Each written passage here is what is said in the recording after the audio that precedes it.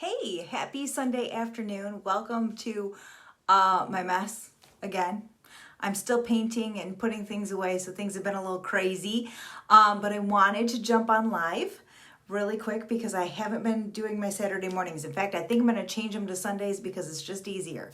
But I'm going to talk to you. I want to continue with my Soaring Solo. If you don't know what Soaring Solo is, this is a group of single mothers who want to rise above society's expectations and be more for ourselves and for our children. So if you are a single mama, welcome. Join our group. If you are, I'd love to have you join us if you're a single mother. If you're not a single mother, you're still welcome to hang out with us because, we talk about some fun things. And right now we are talking about dating. Dating. This is week 2 of dating. So last week we talked about should single moms date or should they not? And we have some very strong opinions, and that's okay because everybody's in a different situation. So you just kind of have to decide for yourself. Today we're going to talk about who should you date. So we're going to pretend for a second that you've decided that, yes, I'm going to start dating. So whether you still have kids at home and that's okay for you, or if you've decided that, or if you've decided to wait and your kids are grown and now it's time to start dating, let's talk about what kind of man should you be dating. Have you stopped to think about this? Because you really, really should. And I think you should think about it really hard before you even put yourself out there, for lack of a better term. This is going to be different for everybody.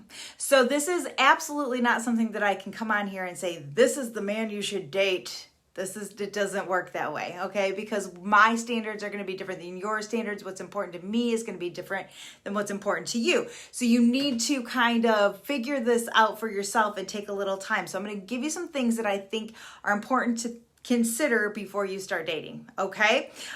First thing is appearance. Now, I don't want to sound shallow. Appearance is not everything, okay? But appearance is something. And let's just be honest for a quick second. If you do not find the person you're dating physically attractive, it will not work. So, as much as you cannot put too much stock in appearance, you also can't write it off. There does have to be some physical attraction. One thing that I would recommend is that you just stay open-minded when it comes to appearance. Think about this. This is something that's come up really often recently. There are people that you meet that when you first see them, they are extremely attractive. Like they're just hot, all right? And then they open their mouths and all of a sudden, they're not that attractive anymore. Have you met anyone like that? You don't name names, okay? I have. The second thing is the exact opposite. Maybe you've met someone who you didn't find all that physically attractive.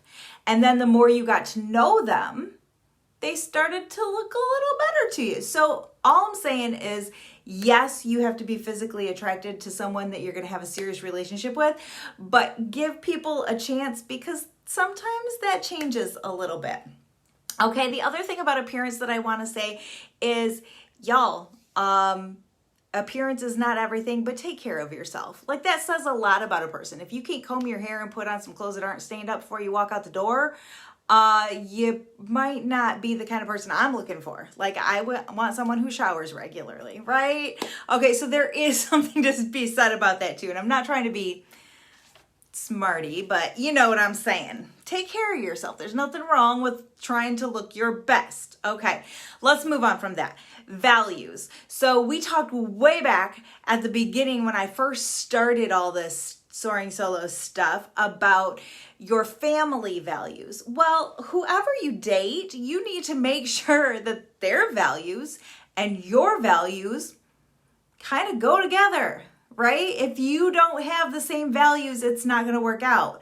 So you've got to find out what do they value, what's important to them, and does it work? And next week, we're going to talk a little bit more about that because we're going to talk about what should a date look like. So we'll get there. But values are super important. What's important to them? Have you and don't listen to what they say, watch what they do. Have you seen their values in action. I read something, it may have just been a meme or something, but it probably was because I see a lot of memes. Something to the effect of the way a person treats the waiter is who they really are. It's I don't know. I'm jacking that all up, but you get the point, right? You watch their actions. People will say anything. Don't believe everything people say. Watch their actions. That tells the truth. I think it was Mark Gungor. If you're not familiar with Mark Gungor, he's a pastor out of Wisconsin. He does a lot of marriage stuff, seminars and books and videos and stuff. He does Laugh Your Way to a Better Marriage. If you are already married, you should definitely check that out because he's freaking awesome. And if you are not married, you should still check him out because he's got a lot of valid, important things to talk about, and it's very helpful. But one of the things that he says, I'm pretty sure this is him, that really stuck with me is you date the act, you marry the react. So ladies, when you're out there and you're dating, you need to remember that.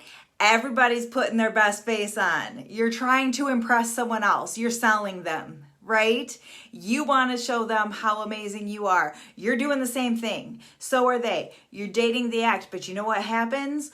Down the road, you're going to see the true colors come through. If this is not who they really are, it's going to show up, right? So you date the act, you marry the react. That's like keep that. It's easy to remember. What about your non-negotiables? Have you listed your non-negotiables? What are you absolutely set that has to be or has to not be, maybe? Maybe, and again, this is going to be different for everyone based on circumstances. For example, one of my non-negotiables is you better have a job. Now, it's not because I'm money hungry or a gold digger or anything like that. It's because I supported my son's dad for an awful lot of years without any help from him, and I'm not doing that again. Okay? You don't have to be a rich man, but you do have to be a hard worker. That's also one of the values in my family. We work hard in my family. I don't accept laziness as an option. So if that doesn't, that goes back to values as well. If you don't value hard work and your actions show that by not having a job, we're going to have issues. We always laugh. Everyone always laughs at me because another one of my big non-negotiables is you better have a valid driver's license, a legal valid driver's license. Same thing. In my past, way too many DUIs from the ex, and I was driving everyone around. I'm not doing that again. I'm just not. So that is non-negotiable. So your non-negotiables may be a little bit silly like mine are, or they might be, maybe to me they're not silly, but to someone else it seems a little crazy. Maybe your non-negotiable is they cannot drink alcohol. Now, you're, based on how you grew up, if you grew up in an alcoholic home, not an alcoholic foam. I can't talk again. If you grew up in an alcoholic home or you had an alcoholic ex, you might be like, I'm not doing that again. So if you drink, you're just out, and that's okay.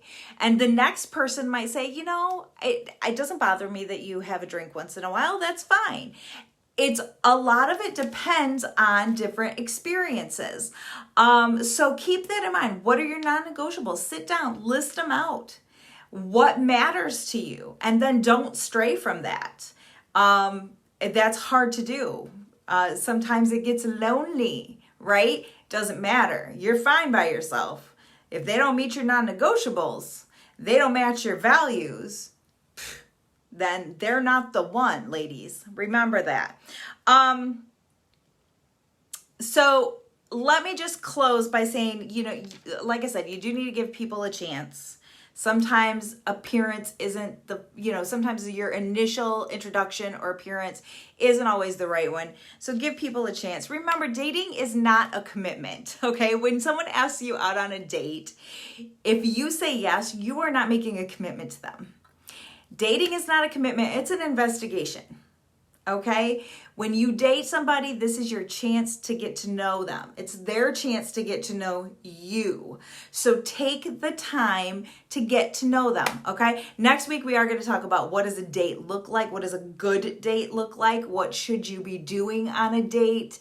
And we're going to talk about how the best way to get to know each other, okay? So I would love to get your feedback. What do you think? Did I miss anything on who you should date when you're looking for the man of your dreams, ladies? What are you looking for? What are your non-negotiables? I'd love to hear those. Again, it's going to be different for you than it is for me, maybe, but I would love to hear what you have kind of plotted out. So share those with me. All right. And again, if you are a single mama and you would like to be a part of our Soaring Solo group, I would love to add you to that group. Shoot me a private message or put a comment in and I will make that happen. But just remember that you may be soaring solo, but you are not tackling motherhood alone. We'll see you next week.